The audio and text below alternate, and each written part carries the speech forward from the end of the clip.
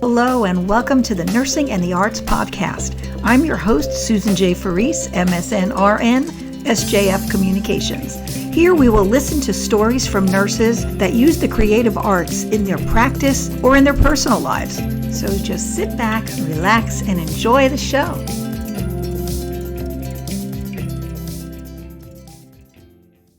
Well, hello everyone, and welcome to the Nursing and the Arts podcast.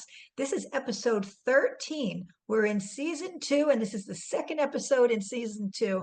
And I have with me here one of my favorite people in the world that I don't see enough, and I need to come and see you in Florida pretty soon. But I have Marietta, as also known as Mary to me. Marietta Lee stands for artist, writer, painter. So she is in Sarasota, Florida. And we are here. We have met in the early 1990s. We were both pioneers with being creative as nurses. I was the nurse poet, and Mary was the painter, and she was just incredible. And we also share a birthday the same day. So we are kindred spirits. And I just want to thank you for being here, Mary. Welcome to the Nursing and the Arts podcast. Thank you very much, Susan. It's great to see you again. So yes, we were just chatting before we started that we were both pioneers in the creative arts, pretty much. We did 2 seminars. That was a pretty cool thing to see how creative nurses were even back then in the 90s. And here we are in 2025, post-pandemic too. We have thrived, right? So I'm very proud of us. I don't know about you, but I'm proud. We're still kicking in there. So, Mary, I would love for you to tell the folks what the mission is at your art museum. It's called the Marietta Museum of Art and Whimsy. I love that word, whimsy. Can you tell us a little about when you started this museum and how it all came about? It started in 2006, formally started with lawyers 2006. and IRS and all that. Started thinking about it a lot earlier when I was taking care of my mom and dad. Sometimes when you're caregiving, you feel down. And so sometimes depression and boredom can do good things for you. And in my case, I started thinking I could do better than that. So I would go to art museums to try to uplift my spirits. And most of the time I found that that was not happening. And I thought that it was the content that I was looking at and that somebody could change that. So I thought somebody could do that. And then my wills and trust lawyer says, Mary, if don't think that somebody else can do that. You have to do that yourself. So I took her advice. Wow. So you have this since 2006, and I looked at the website and saw so many artists that have, brought pieces of art to there. How long does a exhibit stay in the museum? I mean, are they outdoors, indoors, both? We're in Florida, so it's a combination of indoor and outdoor work. We usually have a show. I mean, we open the Saturday after Thanksgiving, Okay. and then we close the last weekend in May, just before just before Memorial Day, so that we can deal with the hurricanes and deal with putting up a new exhibit. Great. So that's how we manage it. Yeah. I wanted to read a paragraph from your website, if you don't mind, the story of how you got into art. Is that okay with you? Sure. Okay. So it talks about how you loved helping people as an ER nurse. By the way, you got your associates in nursing first in 76, and then associate of science in 80, a BA in art from Eastern Kentucky University in 81, and then a master's in nursing from USF, University of South Florida in 89, and a BFA from Ringling College in 1991. You do it all. This is fantastic. So this is the part I wanted to read.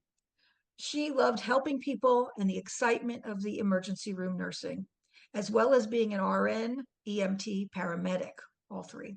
One dark night, While volunteering for the Jessamine County Rescue Squad in Kentucky, she and her partner were called to a scene of a small airplane crash. All 5 people were dead. There was no one living to assist or transport to the hospital. It changed her life forever. And the next day, as they scratched out shadows and images of the plane crash, she soon felt her spirits lift. You were 32 at the time. This is like 1978, late 70s. Tell me what happened in your heart at that time and how it propelled you to who you are today. You've completely transformed. Well, at that time, I was working in the University of Kentucky emergency room, Mhm. and burnout was always a big concern. No matter where the nurse was working, burnout was a consideration. And so we were always trying to figure out what we can do to prevent that. I loved emergency room nursing, absolutely loved it. And I thought, okay, if scratching out stuff on paper helps me feel better, then I Mhm. need to do more of that. Absolutely. Your art is profound. In fact, I have a piece of your art, and I'll put a photo of it if I can, with your permission. I actually have two. I have one of the Purple House, and I have Oh, okay. the one out on a limb. And I will, if that's okay, I'll put some of the smaller digital photos of those on our blog post. But Mary's a kindred spirit. We share the birthdays, we share nursing, and we share being creative. And we don't see each other often, but we're always connected, always. And I, wrote to her and said, Mary, you want to be on the podcast? And she said yes. And here we are, 2025, all these years later. Tell me now, you mentioned burnout. Burnout is still an issue now in 2025, especially after the pandemic. Hmm. Tell me how therapeutic art still can be as we age, as we cultivate all this experience in nursing and in our lives. Because I really do believe in the value of the creative arts in some way, for Hmm. personal or professional. Hmm. Well, art and the arts is a multifaceted uh, kind of entity, if you will. There's the process of making the art. There is the thinking about it. With art therapy, you're making the art, and somehow that is coming from your history and your heart, and you're Mm-hmm. putting that on paper, or you're sculpting or whatever, and you're creating something new out of your life experiences. Mm-hmm. But there's more. I used to have like 3 or 4 things. There was the making of the art. There was What about sharing it? Sharing it with others? Does that yeah, that wasn't one of enter them, into it? but Mm-hmm. that's fine. Uh-huh. Um, but I knew uh, that I did not want to get trapped into being a nurse art therapist. I I didn't want see. to do that because I was very afraid that I would stop making my own art.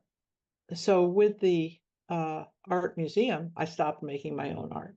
However, I your life broadens the more people Mm. that you meet, your life broadens. And certainly starting a museum, you find out about all these different artists, ups and downs, their families. And as we age, we certainly all have very similar life experiences of dealing with Absolutely. parents, or, in some cases, they're dealing with their children. And the art is the constant thing that kind of allows, it's the grease, it allows everything to keep on going. That's awesome. I love that. That's great. I don't know if you know this, but I'm a nature photographer, and I started this by being a bird watcher. And then, I got to sunsets and landscapes and flowers and still birds all the time. We just moved to a place where there's just amazing hawks and different bird species and all.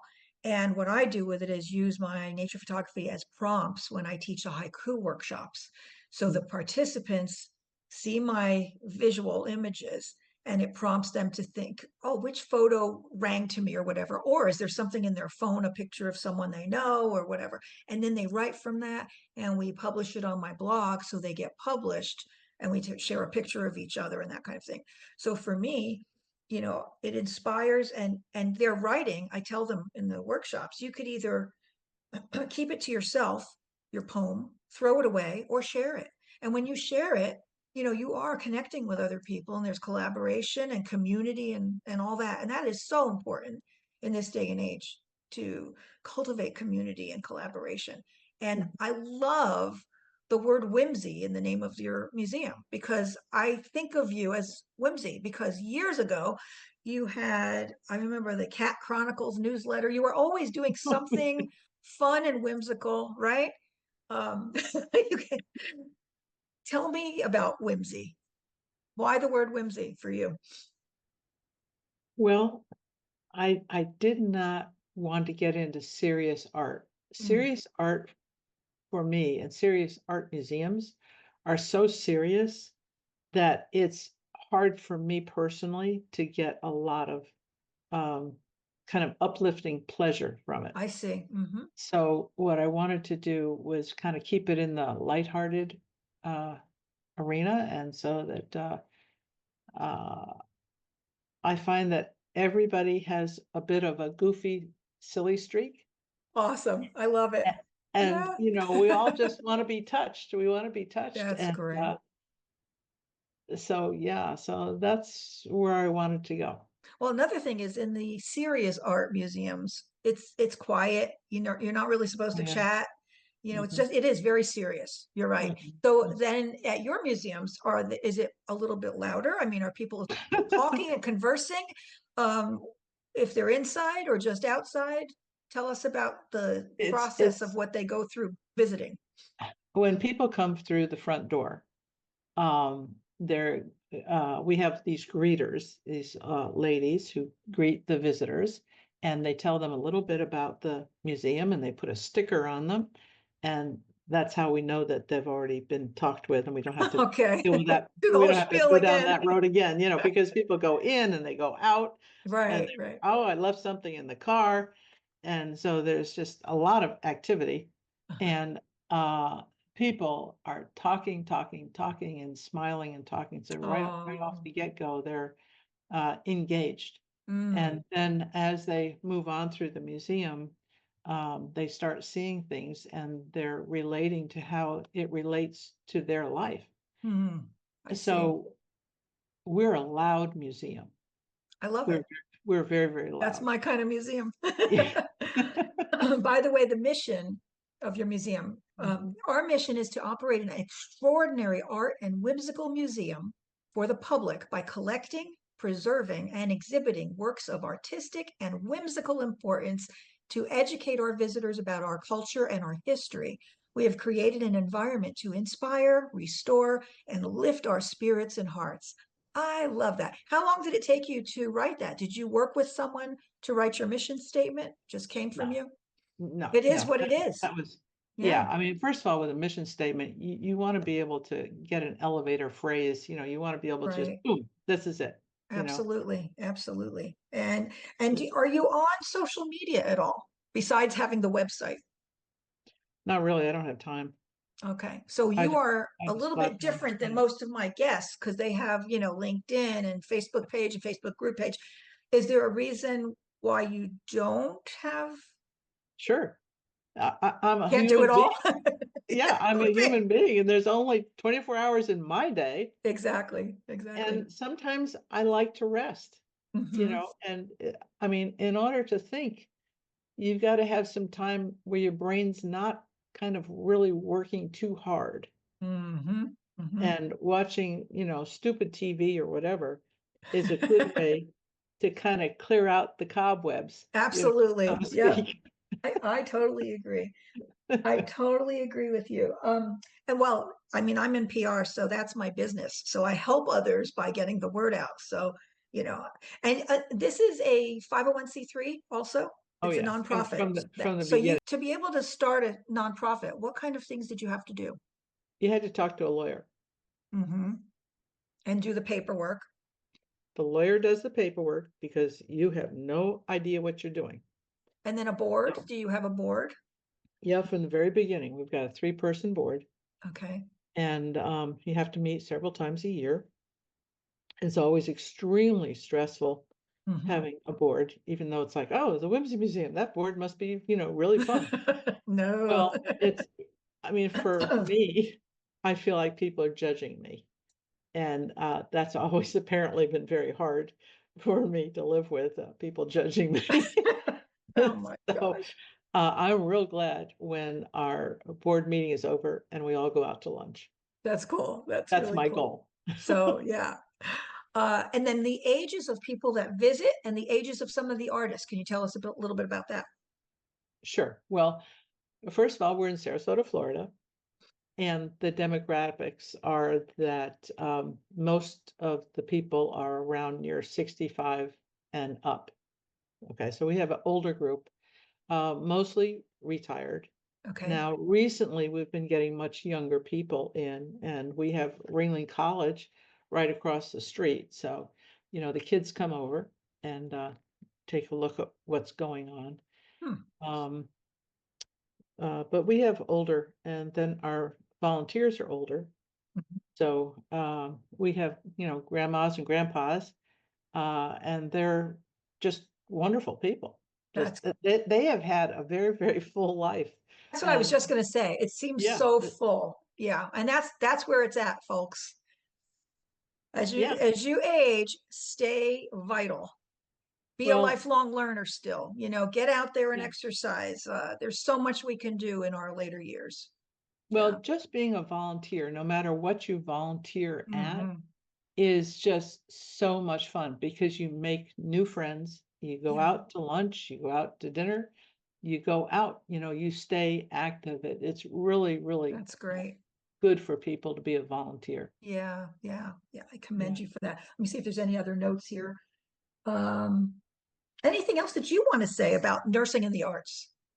This podcast, this whole movement that I'm trying to start again. So, Well, when I was younger, I had absolutely no idea how to get these two very different areas, one kind of based in science and right. one based in, I don't know what, not necessarily fantasy, but just one was based in reality, and the I other one see. you have the ability to be beyond the real, I guess. And not the word art versus science, but something that other, yes. Okay, the other dimension. Okay, got it. Yeah, yeah, Yeah, because I you mean, lose yourself, right? When nursing you're is very, very creating. science based, but in nursing, you have most of the people in nursing, I would make a generality, is that they want to help other people. And so what we do at my museum is we want to help other people feel good. Pretty Love simple. it. Love it. How many people want to feel good? Well, that would be like Everybody, I hope. everybody. I Yeah, hope. everybody wants to feel good. So that's a win-win. Yeah. Um, I have purposefully not gone scale up crazy stuff because we are limited with parking, Hmm. and there's practicalities, and um, older people have to go to the doctor. They got to do this, they got to do that. Hmm. They want to, just goof off sometimes. Right, right. And that's good. That's good for balance. But I think that you just bring something really refreshing to the area and to nursing by even talking about this. It just seems like, wow, I would if I lived there, I'd be there all the time because it's like you get a dose of this good feeling by seeing this art, especially whimsical art. It's fun. It's serious, but it's fun. And it Yeah, says something. They all tell a story, probably, right? The art projects in some there's way. lots and lots. There's lots. We were talking about stories today, lots and lots. Everybody's telling a Uh, story. And I think what attracted me to other nurses and doctors when I was in the nursing profession was their ability to do something other than that. In other words, the people that I was around were really, really smart people, and they were very, very, very good at what they did. But they also everybody had something else Something. that they did that kept them current. It kept them just on top of things and Mm-hmm. with people. Mm-hmm. And mentally and Yeah. just with verve for life, I guess. Yeah. And there are a lot of people that don't have any clue about the importance of that. And they just are in, not just nurses, just people that are stuck in whatever they're doing. And they don't look out to the world, to nature. Like for me, it's nature and nature photography. I go for a walk and I'm amazed and I'm just in love with life. And I want to have vitality as I age. It's sometimes challenging, but I'm still trying. I'm still trying. But Well, you I know, figure I figure that God gave us a lot of gifts, and we don't use all the gifts, but we have a ton of gifts. And so you get an opportunity to kind of select which ones look like a lot of fun to go down. I yeah. had no idea when I started this art museum. I never took any museum studies. I Uh-huh. thought that was deadly boring, boring, Mhm. boring, boring, Not whimsical. and Yeah. not whimsical at all. At all. It's like, Yeah, yeah. you know, and what I found out is that the artists and the other people that work in the museum arena are fascinating people. They have Mhm. fascinating lives. They're just doing all sorts of stuff, and there's absolutely no boredom. It's just fun. And when I have the artists give talks, we get to talk about, well, how'd you get into art? What happened? Was this a happy thing that you got into art, or were you Right. doing something bad, or how was your life before you became involved with art, and how has that changed your life? Hmm. And so it's a lot of fun to hear people's stories. A lot of the artists are older. Hmm. There's the before COVID group. There's a lot of people that didn't survive. There's several of our volunteers that didn't survive COVID. Oh, wow. Hmm. There was several of the artists that did not survive COVID. And yeah, COVID just took a toll on the whole art community, especially the outdoor art shows. Huge, huge Oh, problem, huge problem. And then, we had basically the hurricanes last summer in Sarasota. So true. we had one tropical storm that was 74 miles an hour.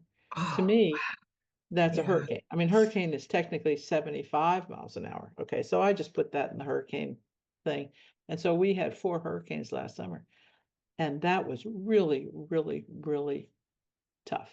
Really So tough. did the outside structures get damaged or anything with this wind, the high Well, a winds and little, all? A little bit?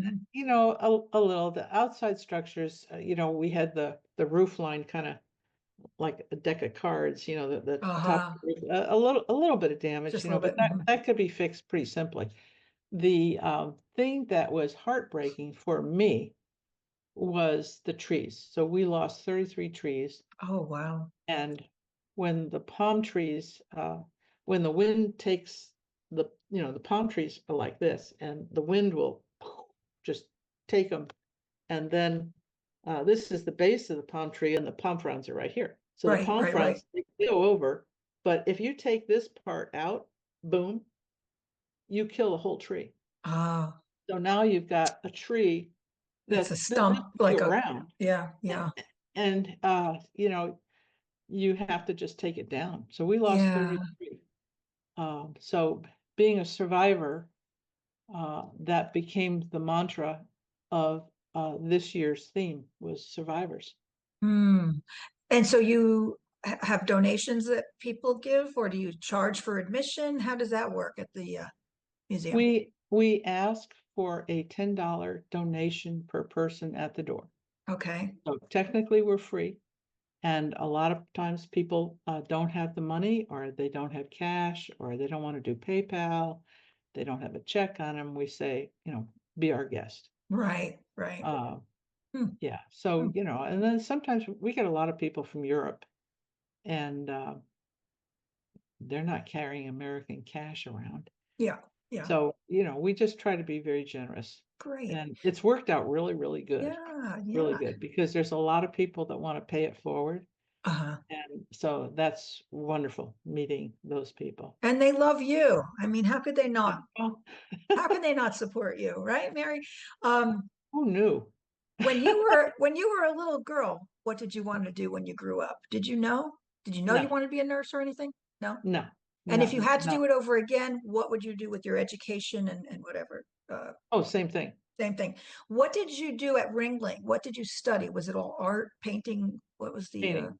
painting? Okay. Painting was my major. Yeah, I Okay. love painting. Yeah. And when is the last time you painted? I don't know. So really, you have just kind of done a sideways to Yeah. helping the public enrich the public with art, not necessarily yours. Do you have any of your exhibits at the museum as My well? Your paintings are paintings? at the museum. Yeah. Okay, The great. the the out on a limb painting of the nurse Ah, on the mhm. tree. That's the original is there. At the crash. Well, I tried to put that up last year. We have an outbuilding, and I put in the outbuilding. I'm going like, oh my God, this is horrible. This is so depressing. And so I pulled it. You pulled I it mean, because it yeah, doesn't go with the whole it's theme like, of whimsical, of course. But I mean, but well, it's it vivid and was, it's part of your history yeah, yeah, it's part of in my some history, way. but it's Yeah, better that I'm not around when that right, history is right, told. right. That No, would be better, just like a small right. photo Are in a you? book, forget about the original. Oh, well, Yeah. you are just a wealth of information. I think you should teach at Ringling. You're right there. So No time, no no time, no time. time. Let's continue talking on an ongoing basis. You make me smile. I mean, it's just coming up here from the heart all the way up. So I want to thank you so much for being my guest today. And Mary's links will be on the blog post and we'll have it up on YouTube. And it's just been a pleasure seeing you again. Let's just keep in contact and do what you keep doing. And if anybody is in Florida and in the Sarasota area, please visit the Marietta Museum of Art and Whimsy. And all the information will be on our blog post as well. Thank you so much, Susan. Thank you, Mary. Thank you so much for listening to the Nursing and the Arts podcast. We loved having you here. And don't forget to sign up for our Facebook group, Nursing and the Arts, as well. And for information, you can email info@sjfcommunications.com.